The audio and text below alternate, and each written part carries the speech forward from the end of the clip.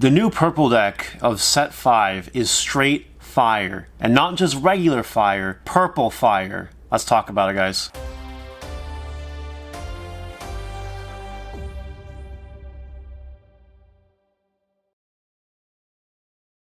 Hey guys, how we doing today? Oh, am I excited to show you this deck profile. I've been waiting since Set 4 to show you this deck profile. The other day I uploaded a video of me playing Purple Lilith Loop against another Yugi-tuber. Oh, wrong game. Wrong fucking game, Mario. I uploaded a video yesterday of me playing a game with it, and how crazy that game was, eh? The deck just exploded all over the place. And I have the deck profile now at popular request, just to show you guys what's up with the deck. Two fair warnings before we go into this. Number one, this deck is very hard to play. I'm still making misplays with it. I'm still catching myself making misplays with it. Like, there's definitely more optimal routes to play this deck than you might even realize. So definitely be wary of that. It's a deck that requires perfection if you want to do well with it. And second, I'm 99.9% sure that this deck list is the way to go. I've done a lot of testing with the deck, and I gotta say, I'm pretty fucking impressed with what it's managed to pull off. Hopefully you guys like the deck profile, and comment, and subscribe, and smash that notification bell on the potatoes. Seriously guys, we're almost at 9,600 subs, and I want 10,000. Can we just do it? I know you guys can do it. I know you guys will love this deck profile, so please sub if you haven't. Smile. So like always, we start with the babies. We're playing 4 Demi-Meramon, draw 1, discard 1 on deletion. The whole point of the deck is to get 10 cards in your trash so that you can proceed to play your Lilithmon, loop some stuff, and have a fun time. So 4 of this really helps. Our 5th egg is a Salmon, because retaliation does come in handy sometimes, and I'd rather have that than anything else. So those are our babies, that's all fine. Basics, rookies. We're playing 4 Goblimon, on deletion, draw 2, discard 1, broken. We're playing 4 Labramon, on play, draw 1, discard 1, broken. We're playing 2 Gazimon, denies memory, broken. And we're playing 2 Demi-Vmon, because I still think it's very important to have your 2 cost.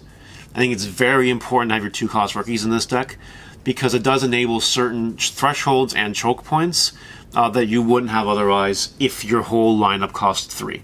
So in case you need to play a rookie, that's why they're there. 12 rookies, it is a little on the short side. Ideally I'd play 13 or 14, but deck space is really super tight. So if you have any suggestions on what I can cut for some rookies, I mean, let me know. I'm all ears in the comments section. But this rookie lineup is honestly serving me fine. Yeah, sure, sometimes I break. Sometimes I have to drop a level 4, level 5. But usually it's fine. Usually it's not a big deal. It's okay. For champions, we play 4 Meramon, because evolving for 1 is really good, and it does cost 5 to play, which comes up. 4 Devimon blocker, because it costs 1. And we're playing 2 Vilemon. Now, you might be looking at me, why Vilemon? Why are we not playing Retaliation Devimon? Well, Retaliation Devimon is really weak, and it just doesn't do enough, in my opinion. But having more blockers in a format where people are really excited about green and yellow Rookie Rush and things like friggin' Starmon and other annoying things, Pikmon, Nightmon combo, it's really easy to kill 5,000 in this format. It's harder to kill 6,000, which is why we're playing the 2 Vilemons. Just extra blocker is always good, and that magic number of 6,000 does come up. That's all I gotta say. And the champion lineup works fine. There's nothing I'd never wished I had Retaliation Devimon. I'm always able to work around it. It's not really a big deal. But the blockers really do come in clutch, so I don't think I would change this lineup at all. Ultimates, 4 Graceful Charity, because Graceful Charity is broken, and that Lady Devimon inheritable once per turn. You activate an option, delete something level 3. Or, yeah, that's pretty good. That's pretty good. Lady Devimon's just the best level 5 in the deck by far. The second best level 5 in the deck, we're playing 2 copies of Black War Growlmon. Now, for the record, I do now have a bunch of copies of this card. I am choosing to play 2. Why? Well, let's talk about it. Costs 3 to evolve, which I guess is fine. It's Digiburst 3 to bring back a level 3 with its on play negated. The whole point of that gimmick is just to get 3 more cards in trash, minus the one you bring back, so 2 cards. It does help you feel your trash, and that's fine. It's also got a broken inheritable. Once per turn, delete one of when attacking once per turn, delete one of your other Digimon on Swin's Digimon. You can basically attack twice, which is really good. Ideally, what you want to do is attack with something bigger, like a level 5 that you bring back, and then it survives the battle, and then you attack with this as the inheritable, and then you destroy that level 5 that survived the battle just to have your guy standing up again. Really good combo. I'm only playing 2 of it because I'm not 100% sold on it, and deck space is really tight. There's other things I want to play, but seeing 2 of it, honestly, it's fine. No big deal. We're playing 2 Skullmeramon because we need something that costs 2 to evolve, and having the hard cost to play for 5 really comes in handy, especially if you brick. I would rather play a Skullmeramon than a Black War Growlmon, right? So we're playing 2 of it for that reason alone, and the 2 to evolve is nice. Our last level 5 is a Chimeramon, because once you've seen the 1, you've seen all that you need to. It's on play, you delete something of yours to delete something level 5 or lower on your opponent's side of the field. Chimeramon is really good when you bring it back for free with Zwart, and its effect does activate. So it's good at killing blockers, it potentially kills things for free, the card's insane. Only 1 copy because I don't really want to ever hard play it from my hand, unless I really have to. If I really have to, I'm having a bad day. But ideally I'll just get it in the graveyard, and then I'll just be bringing it back later. So it's there as an option to remove things, if I need it as an option to remove things. Besides that, we're playing 9 level 5s in total. Again, I'm a little bit iffy on the lineup here between the Skullmeras and the Black War Growlmons. I have no idea, but I think 2 and 2 is a nice little delicate mix, and I haven't seen any issues with it. So we'll leave it as is, but again, leave your suggestions in the comments. Level 6s, the main boss lady herself, Lilithmon. So when Digivolving for 3, if you have 10 or more cards in trash, you return 2 purple options to your hand. That's really good. And then once per turn, if you activate an option, gain 2 memory. Really good. Basically, you go Lilithmon, bring back a Jackray, gain 3 memory. You go Mega Digimon and a Zwart for free. You return Lilithmon to your hand, you all it again. You just do it over and over again. The point is you're building such a massive army of stuff. It's ridiculous. So for Lilithmon, because it's the key of the deck, it's just really freaking good. And our backup level 6, the broken, absolutely insane Anubismon. For those of you that didn't see the video on my channel yesterday with the match, go and watch it. Because Anubismon straight up enabled me to take my opponent from 5 security to dead. Thanks to Anubismon. Anubismon, when it brings back things, they have Rush for the turn. And when you Digivolve it, it brings back a level 3. And its on-play isn't negated. So you can bring back something like Labramon and trigger the effect, right? So that's really good. Anubismon is straight just craziness. I wouldn't play anything else. I really would not play anything else. Anubismon is just that good, and it complements the theme of the deck very well, if you ask my opinion. Let's go on to the 7s. Hey guys, Mario from the future here. Normally I like to interject sometimes if I need to sprinkle some of my Mario knowledge onto the field. God, that sounds terrible. Anyway, I know there are many people in the comments section that say, oh, I think Chaos Gallantmon is a much better backup level 6 than Anubismon, or I really like Chaos Gallantmon in this deck, or maybe insert X other purple Digimon here. And honestly, I do respect your opinion, because in the case of Chaos Gallantmon, it is good at controlling tempo for a certain part of the game. You also know what's good at controlling tempo? Winning. That's also good at controlling tempo. That's why I just really like Anubismon so much, because it enables you to just swing tempo in a different kind of way than Chaos Gallantmon. Chaos Gallantmon removes a threat and helps you build your board and your advantage, whereas Anubismon just says, hey, let's win. Or, hey, let's just do a whole bunch of damage right now.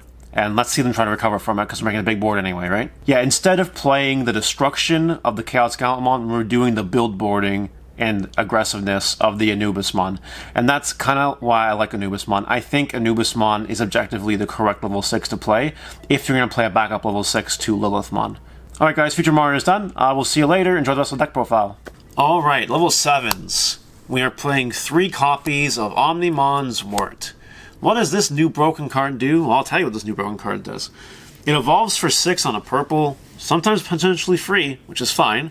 When Digivolving, you trash top 3 cards of your deck, you bring back 2 purple or black cards, Digimon, from the trash to the field with costs of 8 or less, which is basically every level 5 and lower in your deck. So you get the whole toolbox. You can bring back Lady Devies, Chimeramon, Black Wargrowl, you bring back blockers, you bring back Galzymon. The options are limitless on what you choose to bring back. And like I mentioned before, if you have Anubismon, they'll have Rush, which is insane. So that's broken effect number 1. Broken effect number 2. When attacking, you can turn a level 6 in a stack to the hand to delete something unsuspended with a play cost of 12 or less, which is most level 6s in our format. Most. Not all of them. Some, like Nidhogg, do survive, and level 7s survive it. But it deletes things and returns your Lilithmon for you to loop some more. The card is amazing. The whole point of the deck is to go into Zwart after you Lilithmon with some Jack Raid or two, and then you just pop off, and you make such an unbreakable board with the Zwart, and that's just the whole gimmick of the deck. And it's tier 1 for that reason. So, that's it for the Digimon. Let's go ahead for the rest of the cards. For Tamers, we're playing one mat. Just one mat. One Memory Tamer mat, because it is nice to have 3 memory sometimes. It is. And then adding something back from the trash to the hand, it is also really nice. Adding a purple back is really, really good. There's lots of good options and Digimon to add back with Matt. The only issue with which people like to talk about is that Matt takes a card out of your trash, which is annoying, sure, but honestly negligible. If you ask my opinion, it doesn't matter, because you can probably just put it right back in the trash if you try hard enough. So Matt is just a good card to have, but only the 1 copy. I only want to see 1 copy of it. I don't want to see multiple Mats, because if I start seeing multiple Mats, then it gets complicated. But 1 Mat, perfectly acceptable. And then we're playing 3 Takumi Aiba. We need a white Tamer to activate our white options in the deck, so Takumi Aiba is the ideal one.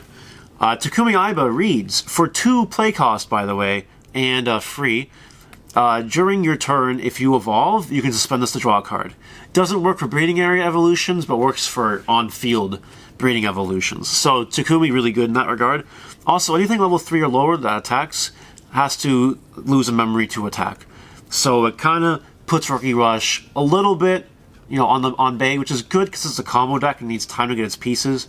And Rookie Rush is one of those decks that doesn't give it time. So this helps you get a little more time out of it, which I think is really good. It's definitely not bad. So we play 3 of it because we do really need the white Tamer on the field.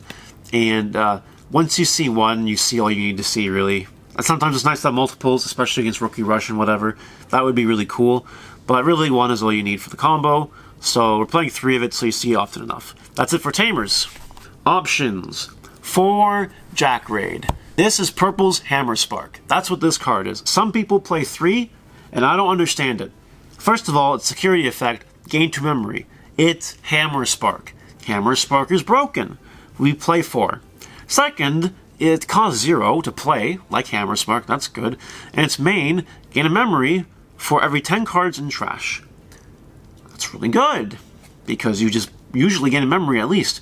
But with Lilithmon, you gain 3 memories once. So Lilithmon plus Jack Raid, 3 memory, it allows you to make another Lilithmon and go from there. Jack Raid's really good, it's part of the combo, so we play 2 of it, and that's it. The final 2 cards in the deck are Mega Digimon Fusion. So what does this card do? It's a white option for 0, so you do need your white Tamer on the field to activate it. If security activates, it adds to the hand, so that's fine. Its main effect, the next time you evolve a 6 into a 7 this turn, you reduce the cost by 6. So Zwart is free, which is broken. Like, that's just straight up stupid. It shouldn't exist. But then at the end of the turn, your Zwart goes to the bottom of the deck, and its sources are trashed. But who fucking cares? It lets you get off the loop because your Zwart is free. That's insane. And sometimes you have this in your hand and a Zwart in hand, and sometimes you have so much memory that you don't even need to use Mega Digimon Fusion. But when you do, it's free and enables you to just keep going and keep going. And that's just stupid. So we play 2 of it. You see it often enough anyway, because we're drawing a lot of cards thanks to Takumi, thanks to purple cards. Easy to see it too. If it's in the security, it adds to our hand, and that's just fine. That's it for the deck.